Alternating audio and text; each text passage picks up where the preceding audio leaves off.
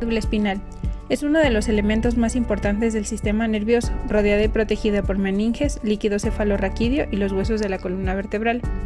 Comienza desde el agujero magno que se comunica con la médula oblongada y termina en una persona adulta en el borde inferior de la primera vértebra lumbar y en el caso de los niños en el borde superior de la tercera vértebra lumbar. Esta da origen a 31 nervios raquídeos y está dividida en 8 segmentos cervicales, 12 dorsales, 5 lumbares, 4 sacros y un coxigio, dándole así una forma o silueta cilíndrica. Su configuración interna vamos a encontrar un núcleo con forma de H denominado sustancia gris, que consta de astas anteriores y posteriores y en algunos segmentos de la médula espinal va a presentar un asta lateral. Rodeado a ella, a esta sustancia gris encontraremos la sustancia blanca, que se divide en cordones anteriores, laterales y posteriores, que en ella encontramos un sinnúmero de fascículos donde la información será brindada. En cada uno de los niveles vertebrales de nuestra columna, la médula espinal se prolonga dando lugar a las raíces nerviosas. Cada raíz nerviosa originada en nuestra médula se encarga de inervar una cierta área de la piel. Las áreas cutáneas inervadas por un mismo nervio se denominan dermatomas. De la misma forma que una raíz nerviosa inerva una zona cutánea, también lo hace con un grupo de músculos en concreto. El conjunto de músculos inervados por una raíz nerviosa se conoce como miotoma. De la médula. Con respecto a la transmisión de dolor y temperatura, tenemos que su receptor son las terminaciones nerviosas libres. La neurona de primer orden estará en el ganglio radicular posterior, la neurona de segundo orden la encontraremos en la sustancia gelatinosa y la neurona de tercer orden, donde hará sinapsis, la encontraremos en el núcleo ventral posterolateral del tálamo. Las vías de la transmisión del impulso serán las espinotalámicas laterales y el lemnisco espinal. El destino final de esta vía es la circunvolución central posterior. Para la transmisión del tacto leve y la presión tendremos que es por medio de las espinotalámico anterior. Los axones irán hasta la médula por los ganglios radiculares posteriores y llegarán al cordón gris posterior. Se van a dividir en ramas ascendentes y descendentes. Estas ramas recorren uno o dos segmentos. Se cree que las neuronas de primer orden hacen sinapsis con las células en la sustancia gelatinosa del cordón gris posterior. Los axones de la neurona de segundo orden cruzan oblicuamente en las comisuras anteriores grises y blancas y ascienden en el cordón lateral blanco, anterolateral opuesto. Conforme este haz asciende por la médula espinal, se añaden fibras en su parte medial. Cuando asciende por la médula oblongada, conforma parte del lemnisco medial. Los axones de las neuronas de tercer orden del núcleo posterolateral del tálamo pasan para alcanzar la zona somestésica, que es su destino en la circunvolución postcentral de la corteza cerebral. Finalmente, para el tracto discriminativo, sensibilidad muscular y vibratoria, tienen como receptor a los corpúsculos de Meissner-Pacini y los usos musculares y órganos tendinosos. Su primera neurona se encuentra en el ganglio radicular posterior. Su neurona de segundo orden la encontraremos en los núcleos grácil y cuneiforme, donde harán sinapsis por medio de sus axones. Finalmente, su neurona de tercer orden se encuentra en el núcleo posterolateral ventral del tálamo. Todas estas vías de estímulos viajan por medio de los fascículos grácil y cuneiforme, también constituyentes del lemnisco medial, y su destino es la circunvolución central posterior.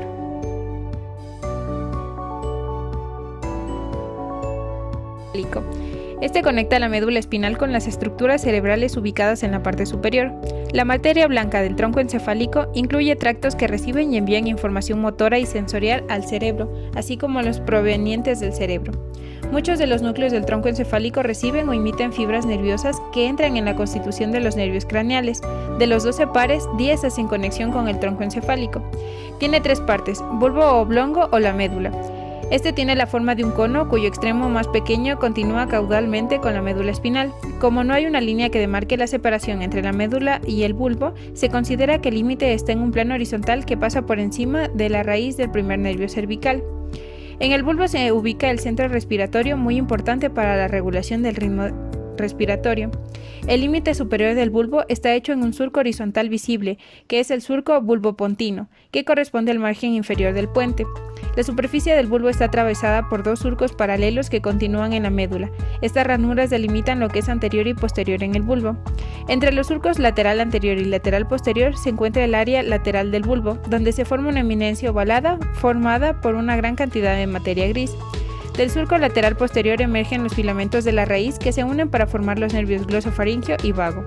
La mitad caudal del bulbo o la porción cerrada del bulbo está atravesada por un canal estrecho que se abre para formar el ventrículo cuarto, cuyo piso consiste en la mitad rostral o la porción abierta del bulbo. También está constituido por el puente. El puente es la parte del tronco encefálico interpuesta entre el bulbo y el mesencéfalo. Se localiza ventralmente al cerebelo y descansa sobre la parte basilar del hueso occipital y la parte posterior de la silla esférica esfenoidal. Su base, ubicada ventralmente, presenta una estriación transversal, debido a la presencia de numerosos haces de fibras transversales que la atraviesan. A lo largo de la superficie ventral del puente hay un surco, el surco basilar, que generalmente alberga la arteria basilar. Y la última parte del tronco es el mesencéfalo, que se interpone entre el puente y el cerebro.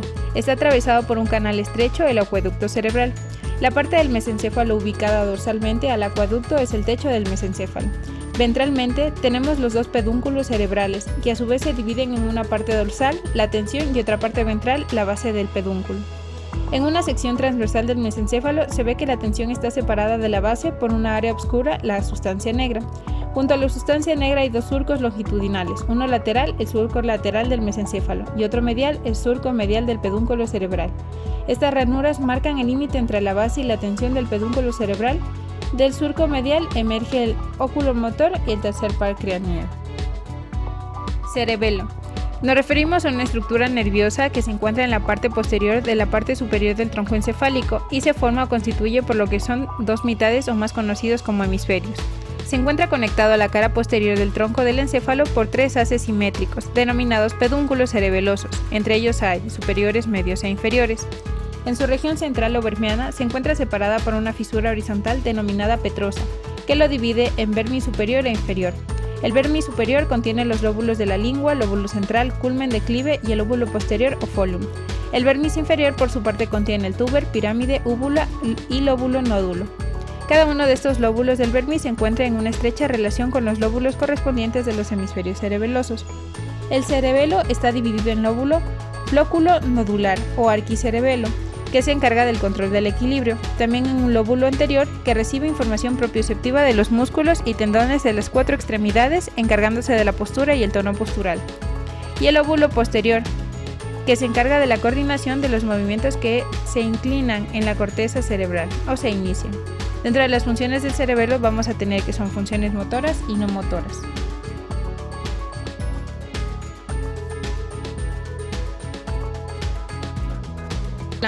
Son dos masas esféricas de tejido gris situadas dentro de la zona media del cerebro entre los dos hemisferios cerebrales, simétricamente en cada lado del tercer ventrículo y forma la mayor parte del diencéfalo.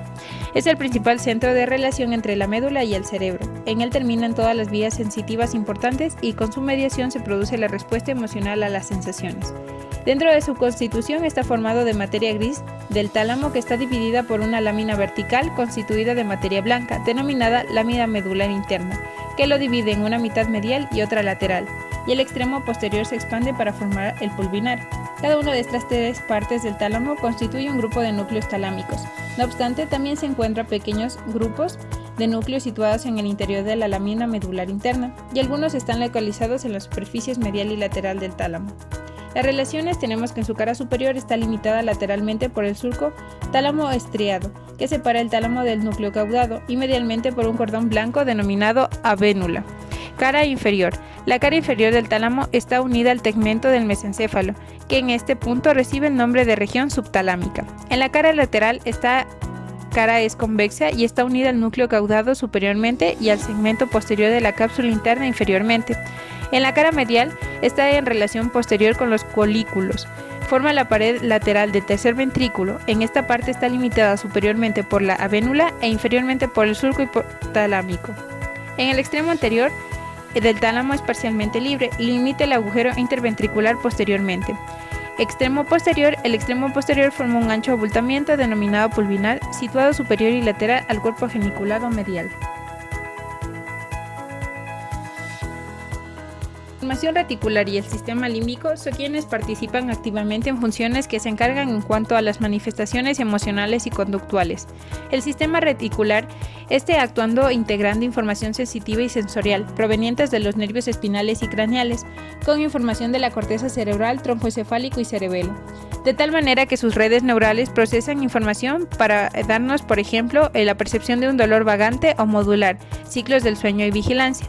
La formación reticular se distribuye en 3 zonas del tronco encefálico: zona paramediana, zona medial y zona lateral, por lo cual se ve incluido en funciones como el control de la actividad de la musculatura estriada, manteniendo el tono muscular antigravitatoria o regulando la musculatura respiratoria por medio del centro de respiración del bulbo raquídeo, el control de la sensibilidad somática y visceral y el control del sistema nervioso autónomo. El sistema límbico está constituido por estructuras corticales, diencefálicas y del tronco cerebral, que se ven involucradas en circuitos complejos, involucrados en conductas emocionales y en mecanismos de aprendizaje y memoria. Por ejemplo, pueden inducir reacciones de miedo, rabia o emociones asociadas con la conducta sexual. Y en cuanto al hipocampo, también participa en mecanismos de aprendizaje y memoria de corta duración.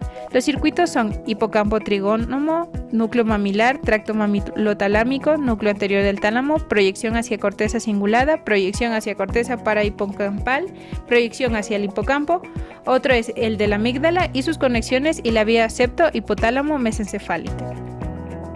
Hemisferios del cerebro. El cerebro está constituido por 2 mitades, la mitad derecha llamada hemisferio derecho y la mitad izquierda llamada hemisferio izquierdo. Ambos hemisferios están conectados entre sí por una estructura denominada cuerpo calloso, formado por millones de fibras nerviosas que recorren todo el cerebro. Gracias a estas fibras, los 2 hemisferios están continuamente conectados. Cada hemisferio está especializado en funciones diferentes, de ahí que uno de los aspectos fundamentales en la organización del cerebro lo constituyen las diferencias funcionales que existen entre los hemisferios, ya que se ha descubierto que cada uno de ellos está especializado en conductas distintas. Por ejemplo, el hemisferio derecho está demostrado que en él se ubica en la percepción u orientación espacial, la conducta emocional, facultad para controlar los aspectos no verbales de la comunicación, intuición, reconocimiento y recuerdo de caras y voces. El cerebro derecho piensa y recuerda en imágenes. Diversos estudios han demostrado que las personas en las que su hemisferio dominante es el derecho estudian, piensan, recuerdan y aprenden en imágenes. En cambio, las funciones del hemisferio izquierdo parece ser que esta mitad es más compleja. Está relacionada con la parte verbal. En él se encuentran 2 estructuras que están muy relacionadas con la capacidad lingüística del hombre, el área de Broca y el área de Wernicke, áreas especializadas en el lenguaje en el ser humano. La función del área de Broca es la expresión oral, es el área que produce el habla. Por consiguiente, un daño en esta zona profusa afasia, es decir, imposibilita al sujeto para hablar y escribir. El área de Wernicke tiene como función específica la comprensión del lenguaje, ya que es el área receptiva del habla. Y si esta zona se daña, se produce una dificultad para expresar y comprender el lenguaje.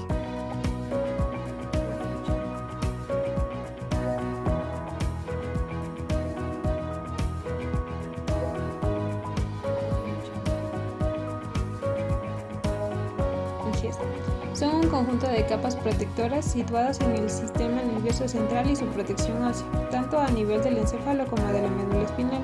Concretamente se pueden encontrar una serie de 3 membranas situadas una debajo de la otra, recibiendo de más externa a más interna el nombre de dura madre, aracnoides y pía madre. La dura madre es llamada también la capa meningea, constituye la capa externa del recubrimiento del cerebro. Es una membrana de tipo fibrosa que recubre el cerebro. Internamente se prolonga el interior del cerebro a través de 4 tabiques, cuya función es restringir el desplazamiento del cerebro en los movimientos de aceleración y desaceleración. La aracnoides es la capa intermedia de recubrimiento del cerebro. Se separa de la dura madre por medio de un espacio virtual denominado subdural y de la pía madre por un espacio virtual denominado subaracnoide. La aracnoides forma puentes sobre los surcos del cerebro y junto con la aracnoides forman las cisternas subaracnoides. La pía madre es la membrana interna que cubre directamente el cerebro, tapiza las circunvoluciones y los surcos más profundos, hasta los nervios craneales fusionándose con su epineuro. La pía madre forma la tela coroidea, el techo del tercer y cuarto ventrículo y forma los plexos coroides. La función de las meninges es la protección del cerebro y de la médula espinal, además de constituir una membrana semipermeable que limita el paso de las sustancias al interior del tejido cerebral, a la vez que da soporte y protege de las fuerzas mecánicas. El nervioso autónomo y el sistema endocrino controlan el medio interno del cuerpo. El sistema nervioso autónomo es el que permite el control preciso y fino de las funciones de muchos órganos y tejidos, incluidos el músculo cardíaco y liso y las glándulas exócrinas. El sistema endocrino, mediante las hormonas circulantes en la sangre, ejerce un control más lento y más difuso. El control ejercido por el sistema nervioso autónomo es extremadamente rápido.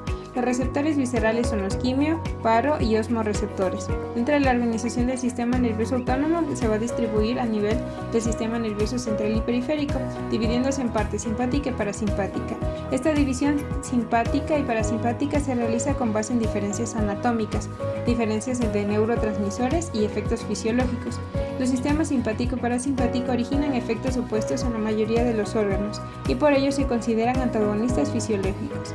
Sin embargo, debe quedar claro que ambas divisiones trabajan en conjunto mutuo y que es el balance de sus actividades lo que mantiene un medio interno estable. El sistema simpático es la mayor de las dos partes del sistema autónomo y se distribuye ampliamente a lo largo del cuerpo, inervando corazón, pulmones, músculo de las paredes de muchos vasos sanguíneos, folículos pilosos y glándulas sudoríparas, además de algunas vísceras abdominopélvicas.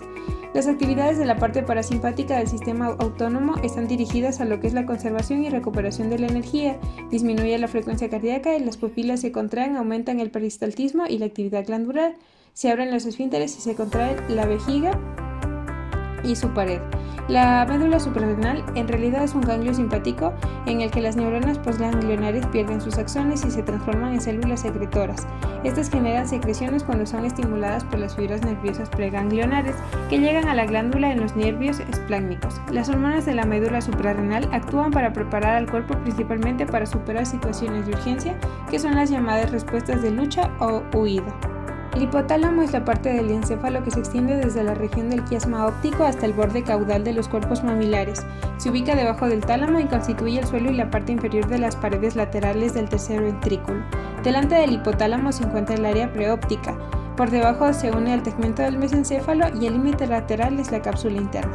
Dentro de su estructura tenemos que el espesor del hipotálamo está formado por multitud de neuronas en algunas zonas que se agrupan y forman los núcleos hipotalámicos, especializados en diversas funciones. Además está el recorrido por compactos haces de fibras nerviosas como son el pilar anterior del fórnix, el fascículo mamilotalámico o el fascículo mamilotegmental, que lo dividen en zonas lateral, medial y periventricular, donde se originan los núcleos hipotalámicos. En la zona medial encontramos de lo anterior a posterior parte de los núcleos preópticos.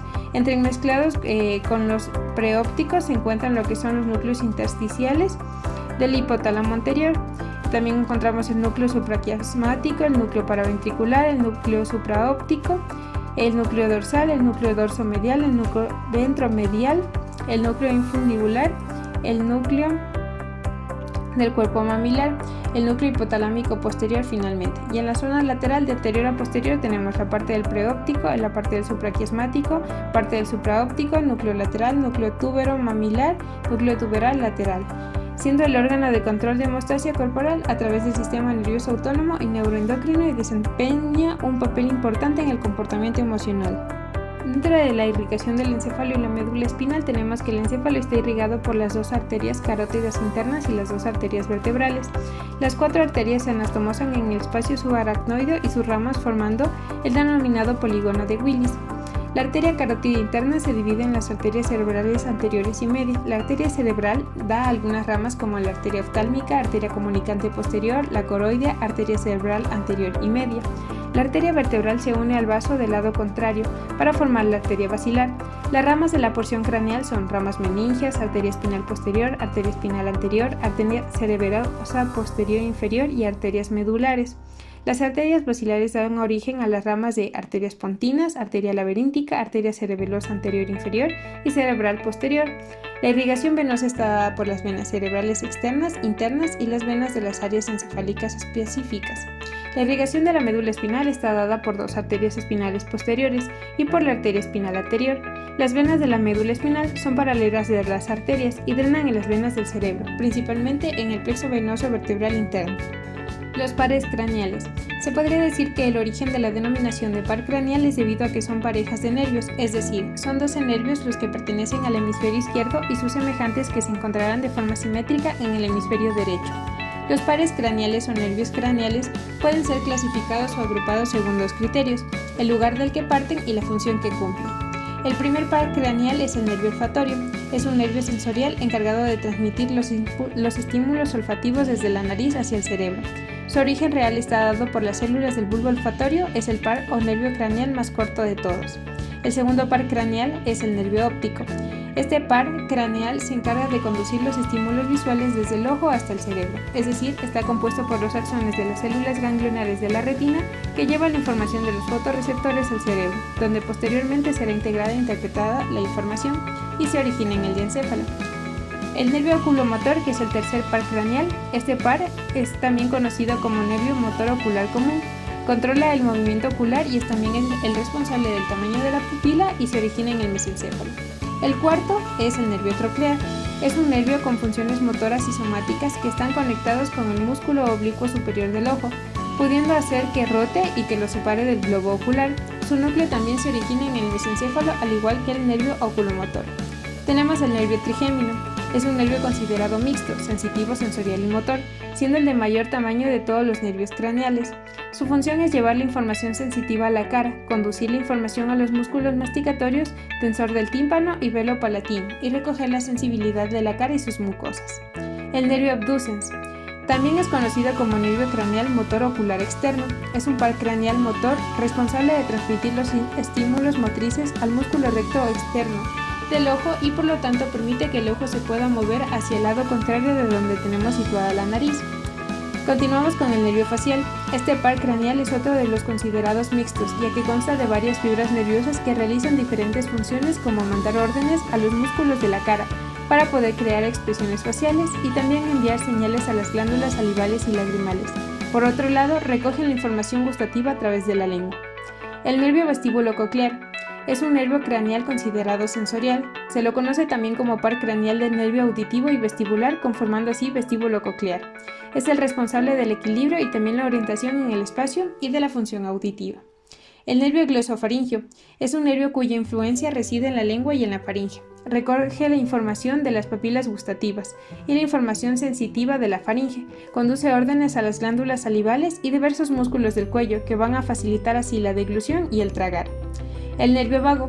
Este nervio es también conocido como neumogástrico. Nace en el bulbo raquídeo e inerva la faringe, el esófago, la laringe, la tráquea, los bronquios, el corazón, el estómago y el hígado.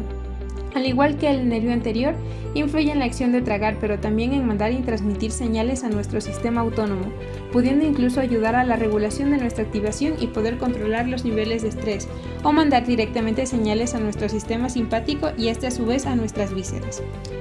El nervio accesorio. Este par craneal es denominado a su vez como nervio espinal. Es un nervio motor y se podría entender como uno de los más puros. Se encarga del movimiento cefalogiro por su inervación del músculo esternocleidomastoideo y produce de esta forma la rotación de la cabeza hacia el lado opuesto, al mismo tiempo que la inclina hacia su lado. El nervio espinal también nos permite echar la cabeza hacia atrás, así pues diríamos que interviene en los movimientos de cabeza y hombros. Y finalmente el nervio hipogloso, que se trata de un nervio motor que al igual que el vago y glosofaringeo intervienen en lo que es la musculatura, sobre todo de la lengua y de la acción de tragar. El ojo es una esfera llena de líquido encerrada por 3 capas de tejido. Solo la capa más interna, que es la retina, contiene neuronas que son sensibles a la luz y es capaz de transmitir señales visuales hasta los puntos diana centrales. La capa de tejido inmediatamente adyacente presenta 3 estructuras que en conjunto forman lo que es el tracto uveal. El mayor componente es las coroides, que contienen lo que es un lecho capilar rico y pigmentado que absorbe la luz y la melanina. El componente más anterior del tracto uveal es el iris, que constituye la porción pigmentada del ojo. La esclerótica forma la capa tisular más externa del ojo y está compuesta por tejido fibroso, blanco y resistente. En la parte anterior se opaca y forma lo que es la córnea, que es una capa que permite el paso de los rayos de luz hacia el ojo. Los cambios dinámicos en el poder de refracción serán por el cristalino. Estos cambios se realizan a través del músculo ciliar, el cual es mantenido en su lugar gracias a las fibras de la zona. La retina es observable mediante lo que es un oftalmoscopio, en donde se va a observar sus componentes, el disco óptico o papila, también lo que son vasos arteriales y venosos, la mácula amarilla y la fovea. La retina forma parte del sistema nervioso central y se forma como una evaginación del diencéfalo, denominada vesícula óptica. En la retina hay 5 clases de neuronas: las fotorreactivas, células bipolares, células ganglionares, células amacrinas. La retina contiene 2 tipos de fotorreceptores, bastones y conos, ambos compuestos por discos que contienen fotopigmento sensible a la luz y un segmento interno nuclear que origina las terminaciones sinápticas, que hacen contacto con células bipolares u horizontales. Una cadena de 3 neuronas, célula fotorreceptora, bipolar, ganglionar, constituyen lo que son la vía de flujo de la información hasta el nervio óptico. El oído no se denomina órgano, sino conjunto de órganos vestíbulos cocleares con la función del sentido de la audición y equilibrio. Este se divide en oído externo y medio interno. El oído externo está conformado por el pabellón auditivo o la oreja, que actúa como antena acústica, el conducto auditivo externo y la concha, que tienen un papel importante como resonador. La oreja cerrada, la dilatación fibrocartilaginosa por delante de la apófisis mastoides y detrás de la articulación temporomandibular. La oreja tiene dos caras, anterolateral y posteromedial. Con respecto al oído medio, es una caja timpánica, que es una cavidad neumática por contener aire. Tiene una capacidad de 1 a 2 centímetros cúbicos y está excavada en el espesor de la porción petrosa del hueso temporal. Tiene 6 paredes y 3 partes, las cuales son superior epitímpano, media mesotímpano e inferior hipotímpano.